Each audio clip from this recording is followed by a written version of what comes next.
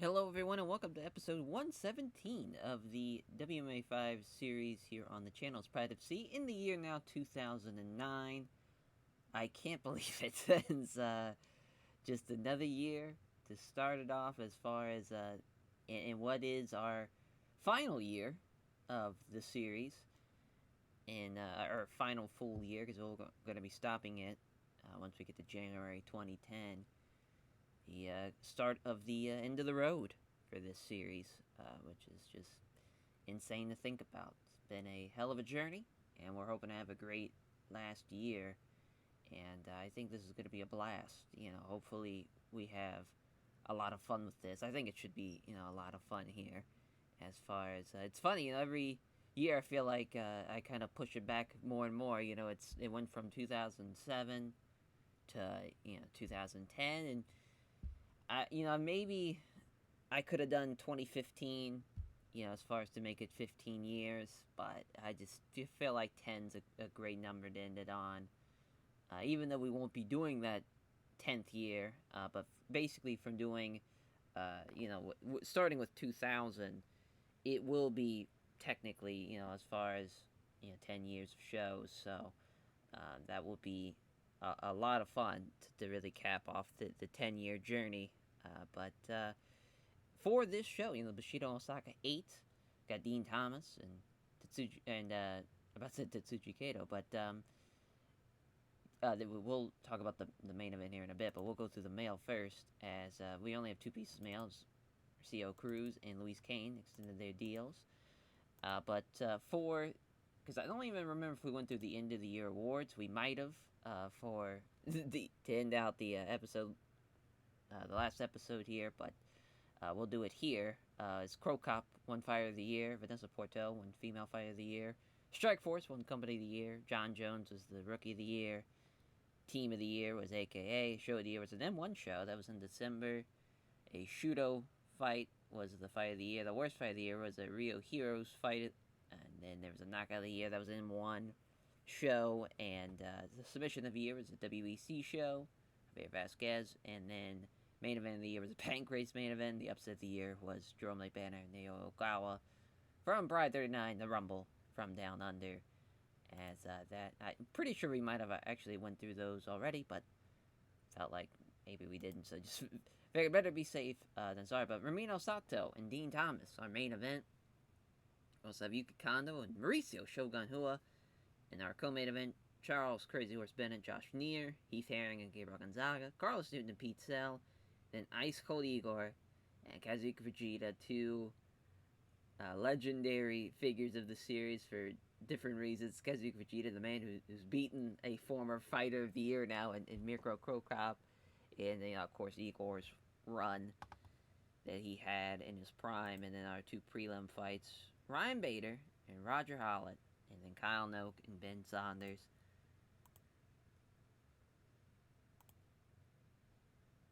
That's our, this is a rematch. They once were the co-main event of UFC 44 back in 2002, as the Moonwolf, Ramiro Sato, taking on Dean Thomas. Both main eventing for the second time in Pride FC. Dean Thomas has submitted three of his last five opponents. They're both world-ranked welterweights. Dean Thomas is number one, and Ramiro Sato's 10th. Obviously, they're lightweights here. Dean Thomas trains at Team Punishment, which Ramiro Sato has an overall record of 0-1 against other members of that team. Sato trains at Poresta, which Thomas has an overall record of 1-0 against other members of that team. Dean Thomas also has a 5-inch reach advantage, and Dean Thomas all have the Blur Cat step picks are backing him.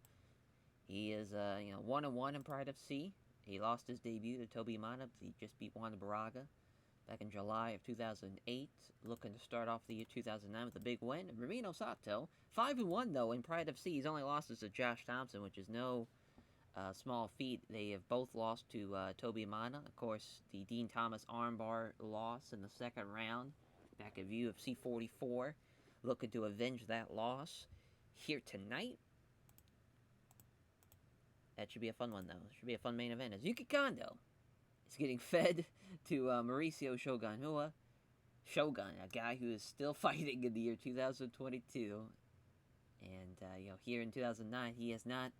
He's on the fringe of being, the Mauricio Shogun Hua that we all know and love. Which is funny because obviously his prime starts from the Grand Prix in 2007, and shockingly coming out of nowhere, he was just Murillo's little brother, and overnight becomes a sensation. And he's been on a tear for sure. He's beaten Ryan Jins, he's beaten Andrei Simonov, guys that have been in the top 15. Yuki Kondo's another guy that's, he's 11th right now, so he's almost in the top 10. I mean, he's the big favorite to win this one. He's going to have a significant weight advantage. Yuki Kondo, of course, he has not had a great record in Pride FC. You see, he lost 5 straight at one point. Then we let him go to rings, which he went on a tear, but then we brought him back. He lost to Rampage, his first fight back in June. But he hasn't had really a bad fight since March of 05. That was against Lyoto Machida. And, he's probably going to get destroyed here, though, against Mauricio Shogun Hua. I don't know why I clicked on Shogun again. But, yeah, they both have finished 4 of the last 5 opponents. Should be a fun fight, though, as far as Shogun should be able to finish him. But who knows, maybe Yuki Kondo can pull off the big upset. As Crazy Horse Charles Bennett taking on Josh the Dennis Neer, as they both have won 3 of the last 5. As they both have finished, rather, their 3 of the last 5 opponents. Josh Neer's ranked 13th, Bennett's ranked 16th in the lightweight division. Josh Neer has the slight advantage, 5-2. I'll look at staff picks. As Crazy Horse Charles Bennett, 2-2. Knocked out Jins Pulver, shockingly knocked him out in 33 seconds, and he also knocked out Calavante in 2 minutes in the first round. He lost to a twister in his first fight in the Pride FC, and also lost to an armbar to Tetsuji Kato. Should be a pretty exciting fight, though. Josh Neer, in his one fight that we have seen, or his 2 fights rather, we have seen so far, he has not really hit that great mark. He had the split decision loss to Blake Fredrickson, and he beat Dwayne Ludwig in both their guys' debut back in March, but he's been waiting a while. But he's finally back for another fight here. Hopefully we get a good one here. And then the Texas Crazy Horse, Heath Herring, taking on Gabriel Gonzaga. They're both obviously heavyweights. Gonzaga's finished 3 of his last 5 opponents. Both fighters are world-ranked super heavyweights. Herring is ranked 20th. As Gonzaga's finishing 3 of his last 5 opponents. They're both world-ranked super heavyweights, 20th and 25th.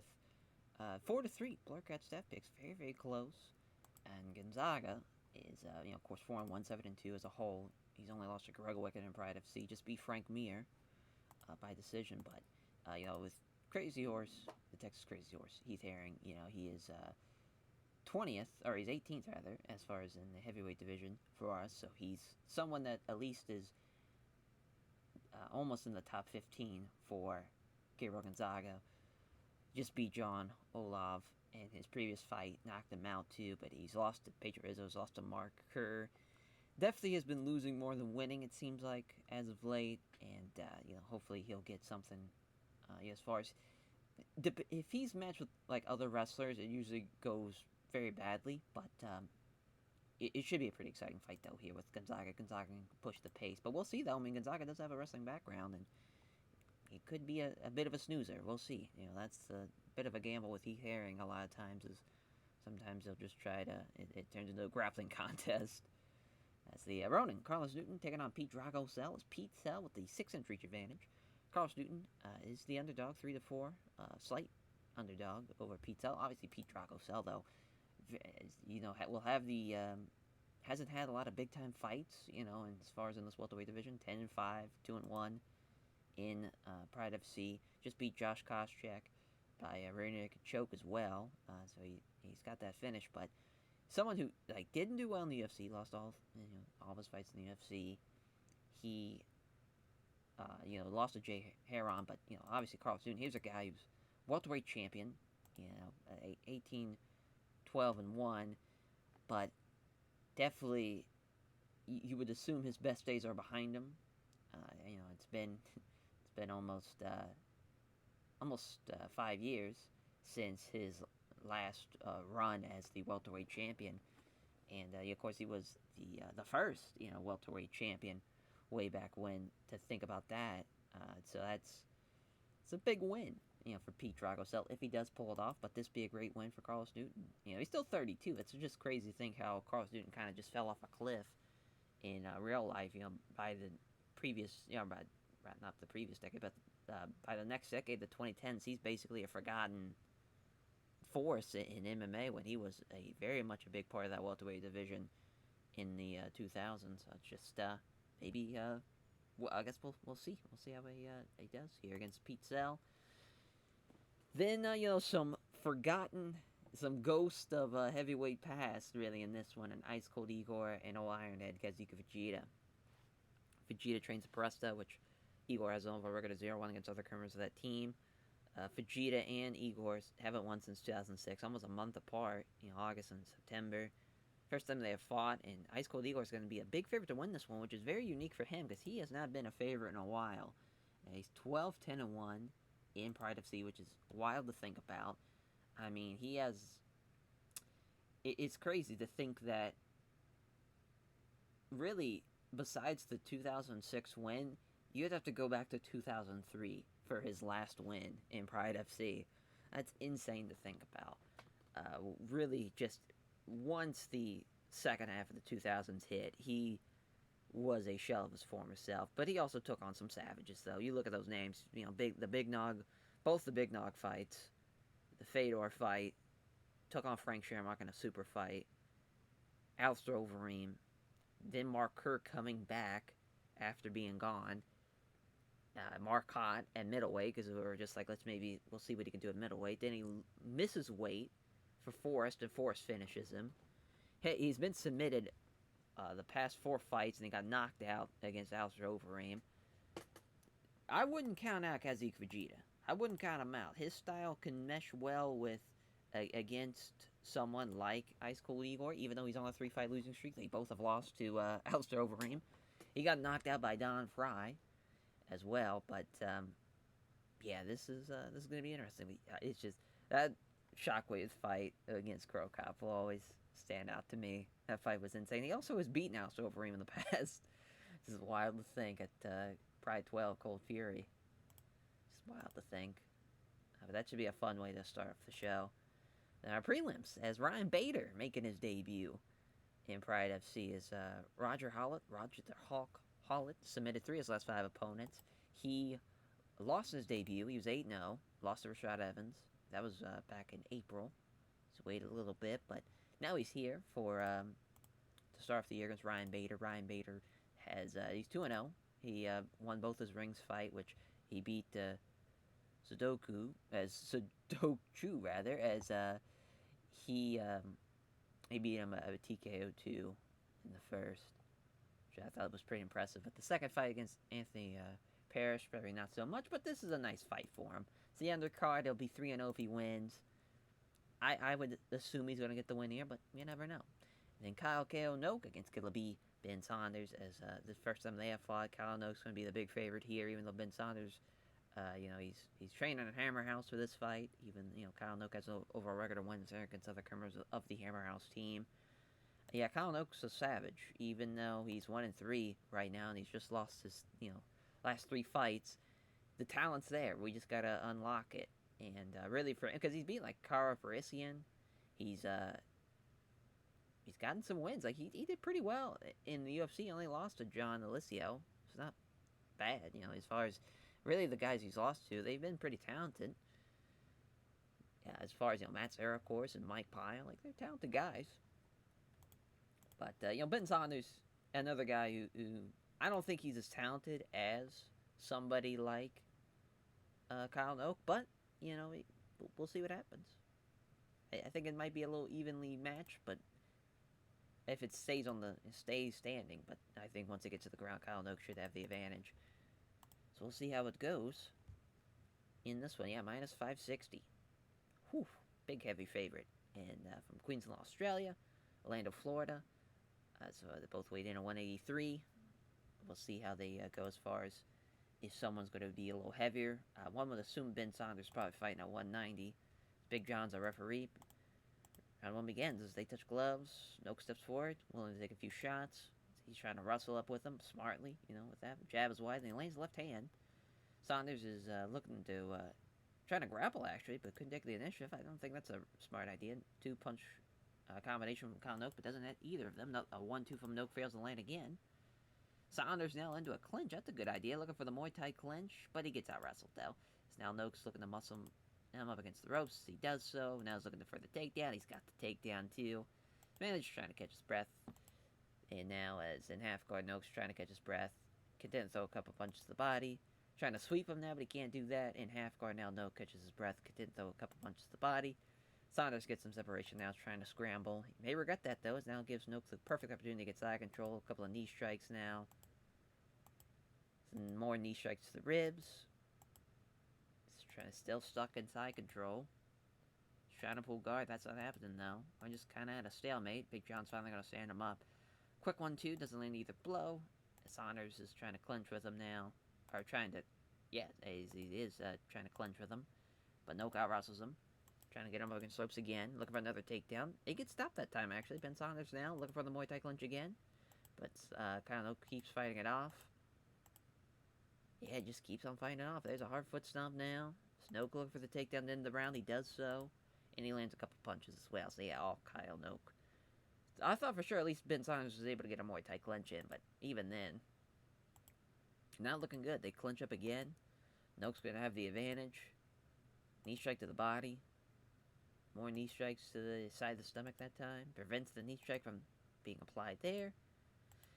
Saunders is trying to stop it now, so that's nice. And now Saunders looking for the Muay Thai clinch. Doesn't happen again. Saunders backed up against the ropes. Another hard foot stomp and then trip, which gets executed perfectly by Kyle Noak. Trying to move the guard. Keeps him guessing with a few quick strikes. Looking for an omoplata. This be awesome. Damn. That would have been pretty... we haven't had a lot of omoplatas. I don't think we've ever had an omoplata, but that would have been pretty awesome. But yeah, Ben Saunders really did nothing but tried for the omoplata. Bit of a snoozer that second round. We'll see what happens. Nasty red marks around the rib area. He's been getting fucked up a lot with those knees from both on the ground and in the clinch. Final round. Saunders got to finish him if he's going to want to win this one, obviously. Saunders misses with all of his strikes with a combination in with a head kick attempt. Noak's looking for the takedown. It's a single leg. He's got it. He gets pushed back, though, Kyle Noak. So now he comes back and trying to get some ground control. But Noak comes around the raised legs, gets side control, looking for a knee bar. Saunders defends that well. Trying to sweep from the bottom. Doesn't budge him, though. Knee strikes to the ribs again. Trying to sweep. Looking for the knee strikes again for the ribs. Minute left. Some more knees to the ribs. Now looking for mount. Saunders tries to sweep, but he ends up just rolling up and giving up his back. Might be a rear naked choke here. Oh no, just went for some damage. Kyle Noak's going to win by decision. Yeah, I mean, pretty handily. Yeah, but Saunders probably going to go down to rings. Be 9-7. 11-6 though for Kyle Noak. Praises his team, is very responsible of him to come out and support him, as he shows respect to Ben Saunders for his skill and toughness. Is now our last prelim, Ryan Bader, Roger, the Hulk Hollett, 2-0, 8-1, Halifax, Nova Scotia, Canada for Roger Hollett, Chandler, Arizona for Ryan Bader. Both weighed in at 205, both wrestlers. Team Bison, Revolution Fight Team, -300, +230. Deki Nugum was a referee, ringside judges. Round 1 begins, and Bader looks for the takedown, and he is not getting stopped there. Yeah, Ryan Bader's a savage as he blocks Holly as he tries to transition the guard. Attempts to pass half guard and getting better position. Can't get past it, though. Now, Bader feels the scramble looking, for Hollett, looking for that scramble, but make sure that doesn't happen. He's trying to get out of half guard, as he can't keep half guard, so he gives up side control.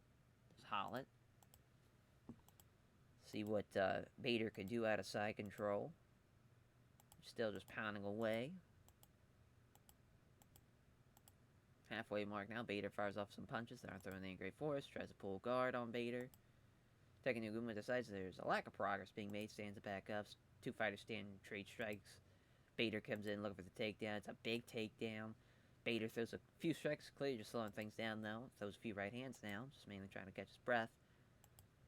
As, Bader just in complete control, really, from this one. But looking for another scramble is Hollett. Not enough separation, though, as Bader's able to secure side control. And he's probably going to end out the round inside control. Yeah, 65 strikes.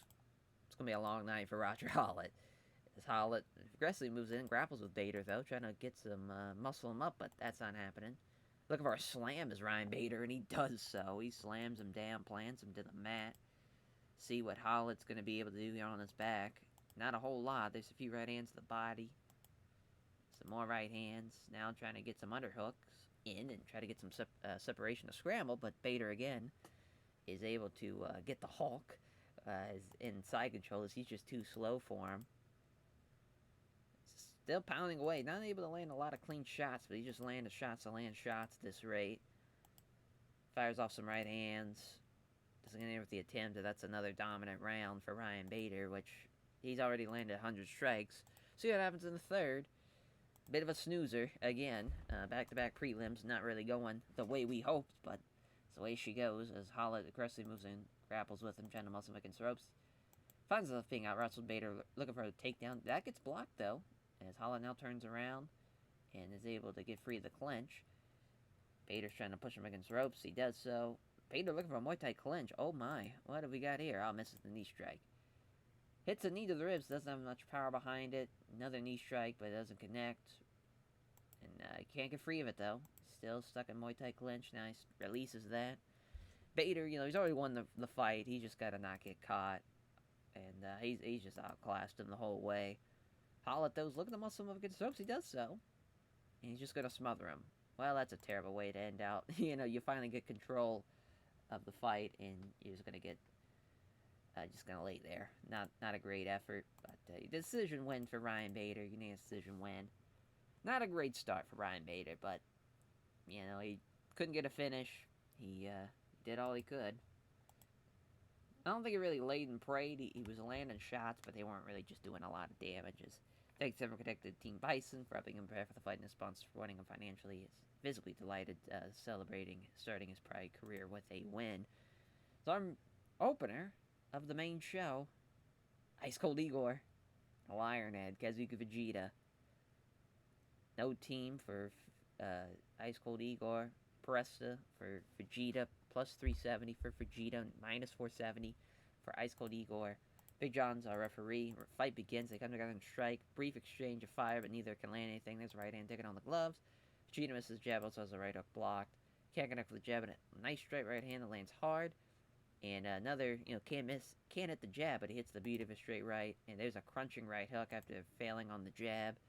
He's not hitting the setup jab, but he's following up with a devastating right hand. Well, that might have put a stop to that, though, because he may have damaged his hand on that last one. That's going to be a problem now. There's a crunching right hook, though. He's still hitting with the right hand. This is insane. As Vegeta looked like he was about to shoot, but Ice Cold Igor simply took the initiative. There's a punch, but Vegeta avoids it. Vegeta aggressively comes forward, willing to risk grappling here. It's a punch from Igor, fails to land. Clear opportunity. Vegeta's able to move in fast and clinch with him. As now Vegeta looking for the takedown. Ice Cold Igor defends it well. Now looking for a slam. Oh, he slams him. Looking to pass guard. Oh my. You're in Vegeta's world now. Looking for mount. Holy shit. Now he gives up his back after pounding away. Got both hooks in. It's over. But oh my god, he's surviving somehow. Couple of shots land clean now. Looking for the rear. Oh my god. Ice Cold Igor loses it. Listen. I warned him. He is not a man to be taken lightly. And Kazuki Vegeta, he's a fucking savage. I don't know what would have happened if he didn't fuck up his hand, but I don't think he was going to rock him, because he was fucking him up before he even broke his hand, or whatever happened with his hand. Damaged it either way. He wasn't going to get rocked. He's old Ironhead for a reason. When you survive a Micro Crow Crab head kick, you can't be stopped by just a solid right hand. You're going to need a lot more than that.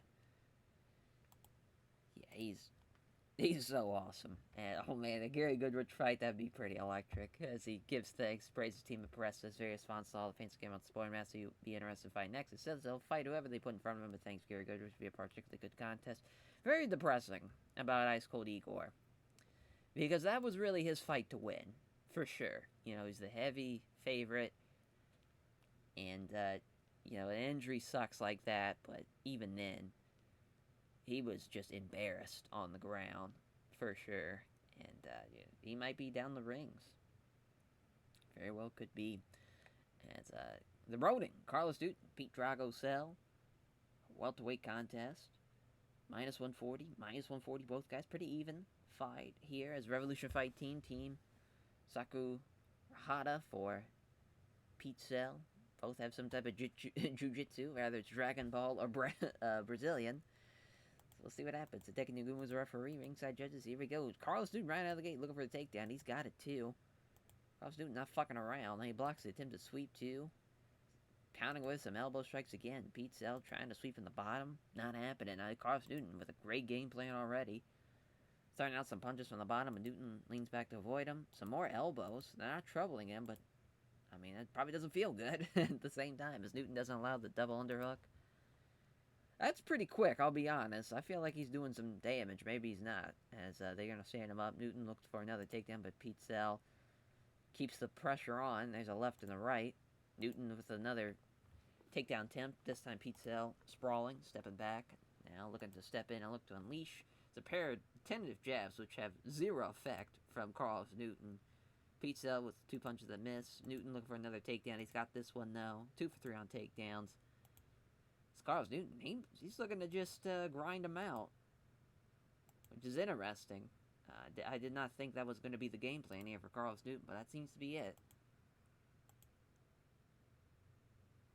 Some elbows now again. But Newton's just in complete control. Now I'm a little surprised that Hideki Nagumo's kept him down there for so long. They're going to stand him up again with 2 minutes left in the first. Cell can't connect with the jab, but he scores the right cross. Newton again with a takedown attempt. Pete Cell sprawling and pushing down on his hands and knees. Looking for the knee strike, but Newton's up too quickly. 2-punch combination avoided by Newton, and here comes another clinch, maybe another takedown. No, Cell blocks, he takes control of it. Newton again takes control of it, though, and he gets the takedown in and out the round. I mean, Carlos Newton is a force in this fight so far in the first round. Let's see if he's going to get gassed out or keep up that same pressure and momentum going into the second. As Cell sees the shoot coming, so he's able to time it up well and start a clinch. As he catches him with a knee strike to the body. Some more knee strikes to the body. As Newton ends up back against the ropes. As Cell goes low, comes in holding a leg now. Let's see if he's able to sweep him. He does so. Pete Cell throws a few right hands to the body. Looking for Americana, but Newton stops that from being applied. A few quick strikes. Keeps him there. Minute left. A few right hands now from Pete Cell. I mean, he won the round. See what happens in the third. It sucks, because Carlos Newton, you win the 10-minute round. You basically just got to win one. You don't have to... Because even if it's not decisive, it's based off the entire fight. He still has a very good shot of winning this. As Pete Cell. I mean, this is anybody's fight still going into the third. As they're both wrestling into a down position. The grapple. Newton with the trip, though. That's going to help out his cause there. Some more elbows. A couple punches to the side of the head now from Pete Cell. As they're blocking the sweep. Pounds away with some elbows. Tries to sweep from the bottom again. I think Nagumo's going to stand him up in the minute 20. Newton's starting to breathe a little heavier, so is Pete Cell. We'll see if someone tries for a takedown. Went for the left jab, but misses the big right. Does Pete Cell. 60 seconds. Newton looks for the takedown. Can't quite get him, but he's got a hold of a leg, and that's going to be enough to drive him up against the ropes and get another trip takedown. And that would be your winner by unanimous decision, Carlos Newton. Oh, wait a minute. We got a split? Really? I'd like to know what that fucking judge was seeing in this fight. How does a guy who had 5 for 9 on takedowns almost landed double the amount... literally landed double the amount of strikes. I don't understand that at all. How that was a split. But at least Carlos Newton got the win there. 19-12-1. Pete Cell, though, that's a tough loss because he really got dominated for the majority of that fight. Might have been different, though, if he would have been able to apply the Americana. That would have been a crazy comeback. But it was not enough to get the win. It's giving thanks Carlos Newton. Praises his team. Revolution Fight team is very responsible. All the fans can support him. He's not done. It's Carlos Newton. Texas Crazy Horse Heath Herring taking on Gabriel Gonzaga. Heavyweight fight. Both guys minus 110. Wrestling, Brazilian Jiu-Jitsu. Greg Jackson's Mixed Martial Arts Team Quest for Gabriel Gonzaga. Ludlow, Massachusetts. Amarillo, Texas. See what happens. Both guys, 245. Yamasaki's a referee. Someone's going to die. As fight begins, they touch gloves. Heath Herring with a shot. As Gonzaga blocks it. Tries to against the ropes, Heath Herring. He's just going to smother him. Well, unfortunate. I had a feeling that might happen. Thankfully, Mario Yamasaki's going to separate him. Gonzaga's right now is going to be the one in control. Looking for his trip. That's how you do it, Heath Herring. You don't just keep him up against the ropes like a fucking boring asshole. Is trying to pass guard now, but the scramble begins. Herring manages to come out on top, holding him down and looking for a bulldog choke. That would have been cool. Gamble doesn't pay off, though, as Gonzaga's able to surge forward and start a scramble. My God, this has been crazy, as now Gonzaga's got him up against the ropes here, and he's looking for a trip. And it's a beautiful sweep. Gets side control off of it. See what happens here. Herring's trying to transition the guard. That's not happening. Gonzaga's going to try to keep control for the rest of this round. As he's still blocking. Mario Saki's fucking not, he's not fucking around. He stands him back up again as Gonzaga's looking to shoot again, but stepped in fast and started the, or as Herring steps in fast and starts to clinch. He's trying to muscle him against the ropes, but Gonzaga's not going to be driven back. Prevents Gonzaga from hitting a knee to Heath Herring. Minute left, though. Herring's trying to push him against ropes. He can't do it. Gonzaga again fighting it off. I mean, Heath Herring, they're battling back and forth now to end out this round. It's a good little round. I think Gonzaga, I would give him the edge, obviously, with the 2 for 2 on takedowns. He did land the most strikes, and he also had a ground pass, too. So just Gonzaga with a great first. See what happens in the seconds. They both clinch up. Gonzaga's, again, the aggressor. Knee strike to the body. Tries for it again. Herring blocks it. Herring now gets control of the grapple. He's got him up against the ropes. He's just going to smother him. Looking to smother him, but Gonzaga reverses it. Now looking for a sweep. Another Herring, has just got no answer for these takedowns. It's Gonzaga catching his breath. A couple punches to the body. Tries to pound on Herring now. Blocks it to full guard. Trying to catch his breath. Gonzaga's condensed a couple punches to the body. Herring trying to move to guard, but Gonzaga doesn't allow it. As Gonzaga fires away with rights, doesn't little in the way of actual damage. As Heath Herring tries to move to guard, but Gonzaga doesn't allow it. As Gonzaga pounds away, but isn't able to inflict much damage. As Herring tries to pull guard on Gonzaga, but doesn't get anywhere with the attempt. As Gonzaga unloads with some right hands, but Herring deals with them comfortably. He blocks Herring as he tries to transition to guard, and that is the end of the second, and Gabriel Gonzaga dominating that round. Hopefully we get an exciting third, though. It seems to be having a lot this card, with the second kind of is a bit of a snooze fest. And Gonzaga looking for a takedown. This time it gets sprawled, though. As a great sprawl from Heath Herring, pushing him down his hands and knees. Gets up sharply, though, as he can sense that Herring is looking for that vicious knee strike. As taking a few gulps of breath, Gonzaga's giving the first inning, starting to tire touch. Gonzaga throws a punch, but Herring avoids it. Steps in, works a dominant position in the clinch, trying to push him against the ropes. He does so. Or actually, he doesn't, rather, as Herring ends up out-wrestling him. Or actually, no, I was right the first time. As Gonzaga is the one who's now in control, out-wrestling Heath Herring as he's trying to push him against ropes. Herring out-wrestles him, though. They just keep on going tick for tat here, really, as and now Heath Herring's pushing them around, trying to at least. He's got him up against the ropes. And there's a short left uppercut. Herring now complete control. Couple of short range punches to the body. Minute left. Gonzaga's able to now got control. But Yamasaki's going to separate him. 30 seconds left to see if anyone can have a big ass. Oh my God. Gonzaga with a stunning right hook after the jab. That fails to land, and he knocks him down. Maybe could finish the fight here to end out the third. Doesn't look like it. Heath Herring survives, but he will be losing this fight for sure. Unanimous decision win for Gabriel Gonzaga. It was already decided before that knockdown, but that would have been a great way to end out that fight. But 8-2 for Gabriel Gonzaga, 22-11 for Heath Herring. Not a great record for Heath Herring, but as far as Gabriel Gonzaga, thanks everyone connected to Team Quest for helping him prepare for the fight and for responses supporting him financially. He asked if he'd be interested in fighting next. The answer is that he thinks a fight with Alexander Emelianenko would probably be a great contest. It's Crazy Horse. Charles Bennett taking on Josh the Dennis Neer. It's 14-12, 12-3, 5'8", 161, 5'11", 161. Ocala for Charles Bennett. Des Moines, Iowa for Josh Neer. Mixed martial artist, freestyle, plus 190, minus 250 for Josh Neer. This should be an exciting one, though, hopefully. So taking him as a referee, ringside judges. Here we go, we're underway. They touch gloves. Neer looking for the takedown. He's got it. It's a single leg, trying to get past it.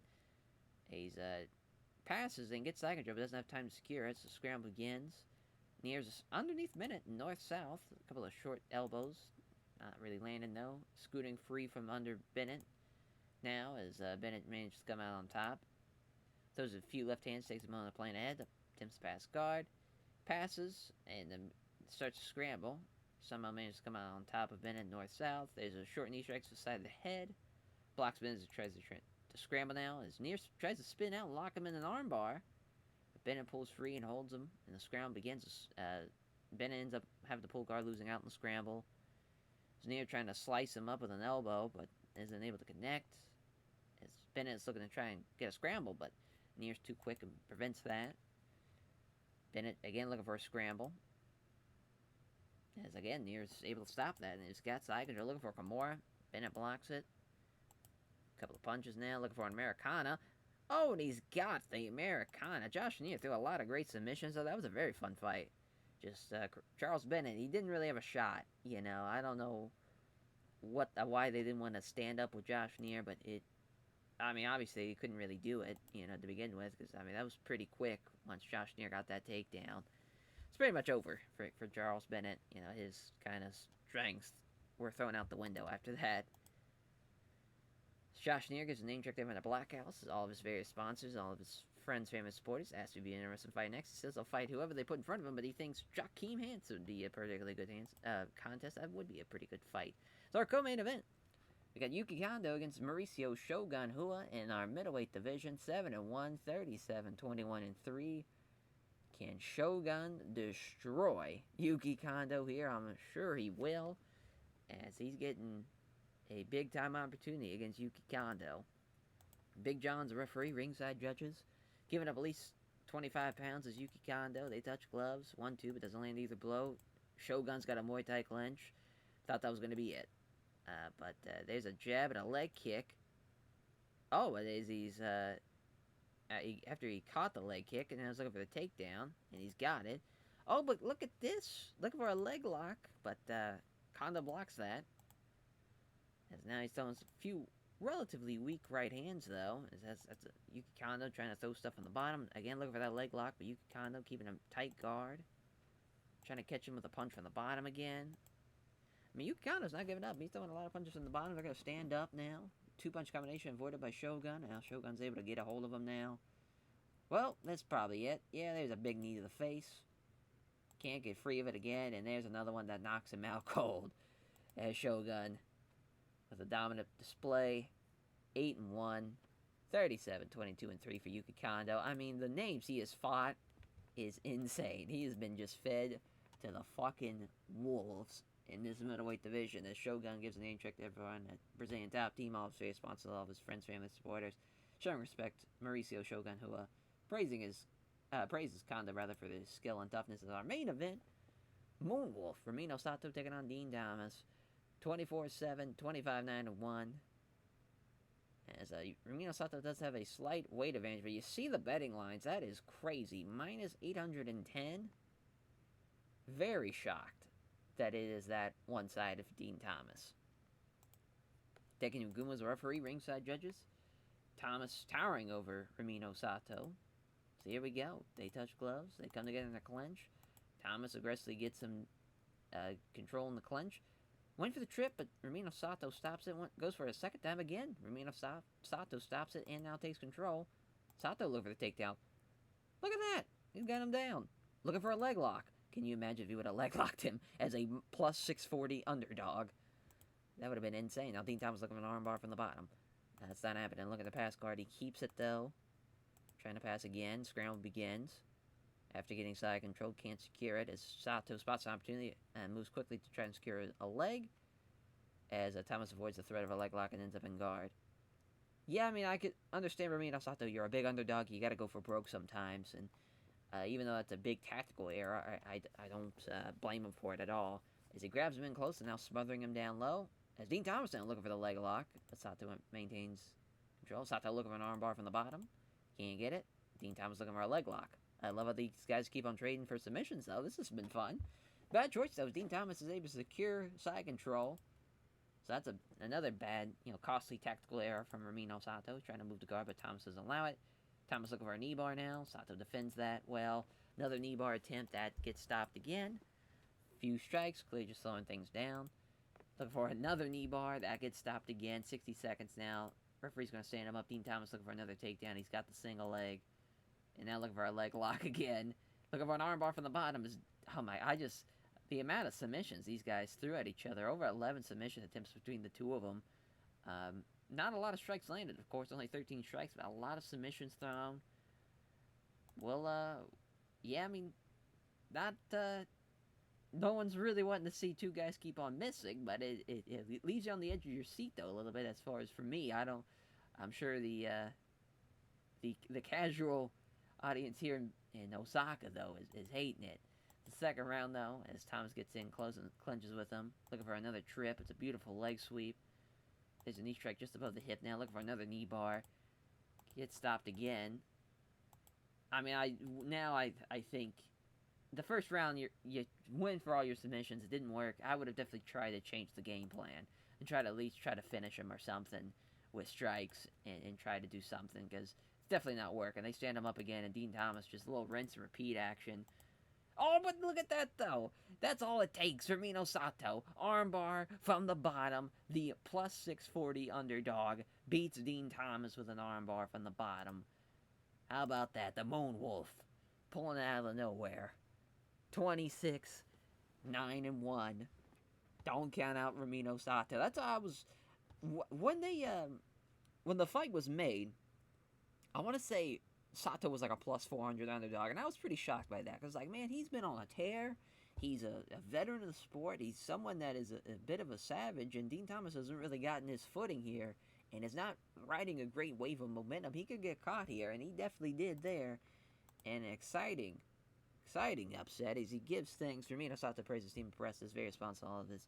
Fans are giving us support. He looked at the replay of the finish. Ramino Sato says he's very happy that the submission training paid off, as we were just we get a critical rating of 69. Nice. But yeah, that opener was a lot of fun, and the main event was a lot of fun too. And the Josh Neer performance was great to see. Shogun dominating Yuki Kondo, and Gabriel Gonzaga dominating. Heath Herring was something, and Carlos Newton even, which that shouldn't even been a split decision, but that's besides the point. We'll take a 69 though. It's still a high critical rating, so 12,000 strong too, so you can't really beat that. But yeah, performance bonus for Kazuki Fujita for sure. Performance bonus for Ramino Sato for sure, and I'll give one to Gabriel Gonzaga too. 4 million. Dean Thomas still made $500,000. Fujita, though, second highest paid guy, thanks to the bonus. Shout out Kazuki Fujita. Thank you all for watching, as we start off 2009 with a couple of big upsets, a couple of fun fights, and a lot of fun. Kazuki Fujita, he's had some exciting fights in that when he's put in the opener. I remember his the very first fight we ever did was one of the best fights we've ever done. That was, I want to say that was that Mark Kerr? No, it was Hans Niemann, that's right. That was rated excellent. But he can, it's just crazy to think that almost, literally 9 years ago, to the month, that's crazy. Maybe even to the day. Let's see if it shows it. Oh, week 3 of, Sunday. Damn. That was a lot of fun, though. We'll catch you guys next time for Pride of Sea Worldwide 24. Rampage versus Faircloth.